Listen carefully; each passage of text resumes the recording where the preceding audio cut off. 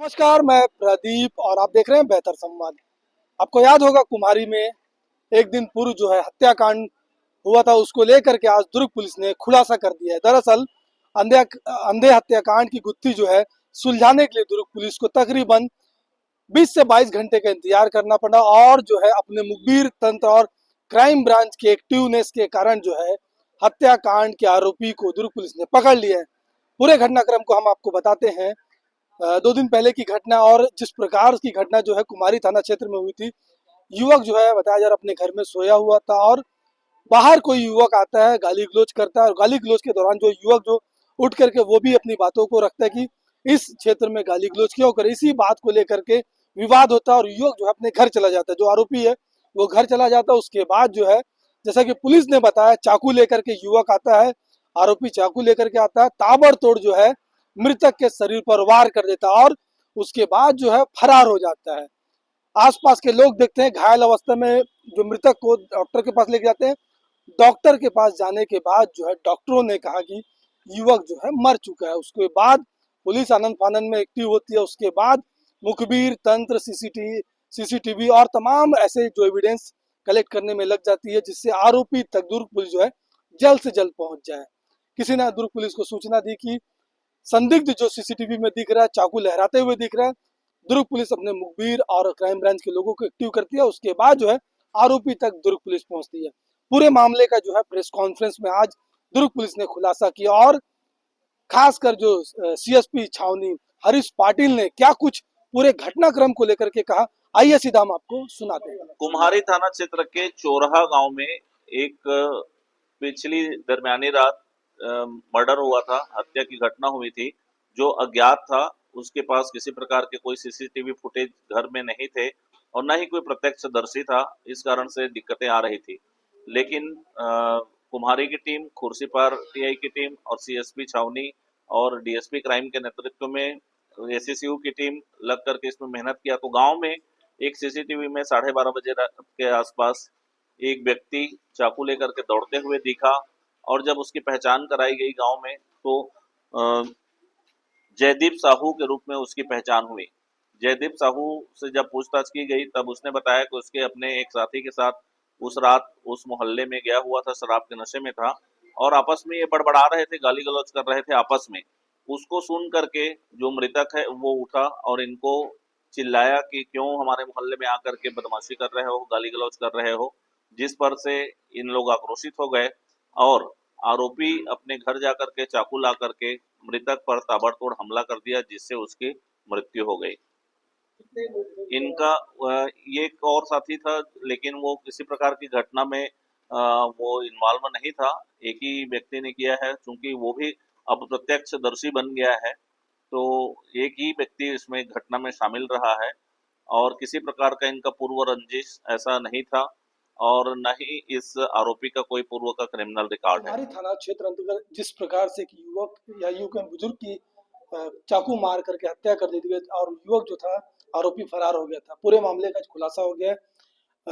घटना कब आप लोगों के संज्ञान में आया था? देखिए घटना जो है वो रात को 17 तारीख और 18 तारीख की दरमियानी रात लगभग 12 से 1 बजे के बीच की घटना है।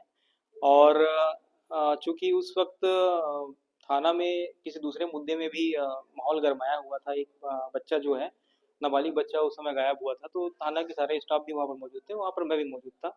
तो घटना की जैसे ही हमको पता चला था तो तुरंत हमने अपनी टीम को लेकर के वहाँ पर हम रवाना हुए थे। फिर बाद में लोगों से पूछताछ भी हम किए थे, तो ये पता चला कि ये जो मृतक थे, जो मृतक भागवत मार्कंडेय था, उसके घर में नेक्स्ट डे शादी थी। उसके यहाँ टेंट और शामियाना लगना था।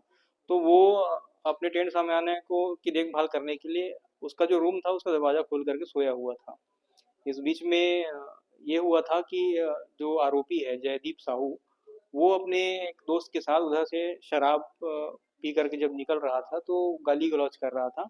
इसी गाली गलौज को सुन करके जो मृतक था, मृतक ने उसको मना किया और इसी बात को लेकर के दोनों पक्ष में वाद विवाद हुआ, गाली गलौज का आदान प्रदान हुआ था। जिसके कारण ये जो जयदीप साहू था वो बड़े आक्रोश में था। बाद में वो अपने घर भी गया, घर जा करके चाकू लेकर के आया और आते ही, क्योंकि घर पहले से ही खुला हुआ था मृतक का घर, उसके कमरे में गया और उसके बाद ताबड़तोड़ चाकू का वार किया और फिर उसको वहीं पर ही निश्चित अवस्था में पहुंचा दिया था। बाद में जब उसके घर वालों को पता चला मामला, तो हॉस्पिटल लेकर के गए, जहाँ पर डॉक्टरों ने उसको मृत घोषित कर दिया। जब वो आरोपी उसके घर में पहुंचा तो जो मृतक था वो सोया हुआ था कि जगा हुआ था? मृतक, मैंने जैसे बताया कि परिवार में शादी का जो था माहौल था, उस माहौल के चलते मृतक के और मृतक के परिवार वाले, उनमें से अधिकांश लोग शराब पिए हुए थे। उनमें मृतक भी शराब पिया हुआ था और वो गाली गलौज, लेटे हुए ही वो गाली गलौज कर रहा था। जो भी मतलब वहां से राहगीर गुजरता था तो गाली गलौज कर रहा था। ये चीजें कथन में और बयान में, लोगों के टेस्टिमनी में सामने आई है। वो शराब के नशे में मृतक लेट करके गाली गलौज कर ही रहा था। तो आरोपी जब आया वो भी गाली गलौज कर रहा था कि वो सिर्फ बातचीत कर रहा था उससे? आरोपी वास्तव में बातचीत नहीं कर रहा था, आरोपी तो केवल वहां से गुजर रहा था। गाली गलौज की बात सुन करके वो गया, तो वो आरोपी ने ये बोला था कि मैंने मतलब मैं यहाँ से गुजर रहा हूँ, मुझे गाली क्यों दे रहे हो। तो वो उल्टे और उसको गाली देने लग गया था मृतक जो है। तो ये भी उसको गाली गलौज किया, लेकिन इसके मन में पहले से ही आक्रोश था। तो बाद में फिर जैसा मैंने पहले बताया, इसका फिर इसने मर्डर करने का योजना बनाया और समय रहते हुए इसने उसको मर्डर कर दिया इसका। चाकू से हमला किया था या किसी धारदार वस्तु से? चाकू से हमला करना इसने बताया। इसने जो चाकू था, जो हमले में प्रयुक्त चाकू था, उसको भी बरामद कराया, अपने घर से उसको बरामद करवाया। मारने के बाद कहाँ भाग गया था और आप लोग कैसे आइडेंटिफाई करें, क्योंकि वहां पे कोई प्रत्यक्ष गवाह भी नहीं था? हाँ, देखिए जो मृतक है वो अपने घर में, उसके 3 घर हैं और जो नया घर बना हुआ है उसमें 1 कमरा है जिसमें मृतक रहता था। राइट साइड और लेफ्ट साइड में उसके दोनों बेटे अपने पत्नियों के साथ रहते थे। तो वो अकेले बेसिकली रहता था और वहाँ से अगर कोई क्राइम भी कमिट करके चला जाता तो पता नहीं चलता। वो ये था कि वो शादी के सीज़न में था और लोग जो थे उसके घर से आना-जाना किया करते थे। मर्डर हो गया, तो उसका जो नाती था वो वहाँ से जब गुज़र रहा था तो उसको ऐसे अवस्था में देखा। तब पता चला कि उसके साथ ये घटना हो गई है। इस बीच में जब हम लोगों ने वहाँ पर मौके का विज़िट किया था, तो ये चीज़ समझ में आई कि आस-पास में कहीं सीसीटीवी फुटेज नहीं है। और अगर वहाँ का, अगर मोहल्ले का अगर कोई आरोपी रहता भी, तो आइडेंटिफ़ाई करना मुश्किल था। लेकिन ये जो आरोपी था दूसरे मोहल्ले का था और जिस मोहल्ले से वो निकला था उस मोहल्ले में संयोग से सीसीटीवी कैमरा लगा हुआ था। तो उसका जाना और उसका वापस आना कमिट करके, क्राइम कमिट करके वापस आने के दौरान वो फुटेज में दिखाई दिया। तो उससे फिर वो आइडेंटिफ़ाई हुआ है। तो सर जो हम लोग वहाँ पे लोकल लोगों से बात किए तो बोले मृतक मतलब काफी अच्छा व्यक्तित्व का था, तो फिर गाली गलौज की बातें? जैसा मैंने कहा कि मृतक हो सकता है कि शादी शादी वाले सीज़न में या ऐसे माहौल में शराब उसने पिया तो था, इसमें कोई दो राय नहीं है। उसके अलावा उसका हो सकता है कि शादी के कार्यक्रम और उसके रूपरेखा के संबंध में उसके बेटों से कुछ बात बात हुआ होगा या फिर वो टेंस फील करता रहा होगा, तो वो गाली गलौज उसके मन में स्वाभाविकता थी कि निकल जाए। तो बाकी हम लोगों ने भी उसके बारे में पूछा था। वो सिंपली वॉचमैन का काम करता था, गेट कीपर का, और उसकी जो नेचर थी वो काफ़ी अच्छी थी। लेकिन शराब का जो नशा होता है वो आदमी को कहाँ से कहाँ पहुँचा सकता है, वो तो आप भी इससे परिचित हैं। तो हो सकता है उस समय में, उस मोमेंट में उसके द्वारा गाली गलौज की गई होगी।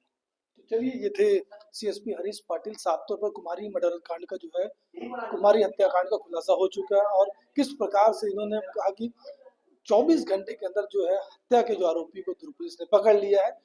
पूरा जो एक एक विवेचना का जो पार्ट था, कैसे आरोपियों तक दुर्ग पुलिस पहुंची, तमाम चीजों को लेकर के क्या कुछ उन्होंने खुलासा किया, ये तो आपने देखा। बेहतर खबरों के लिए बने रहे बेहतर संवाद के साथ। मुझे दीजिए इजाजत। नमस्कार।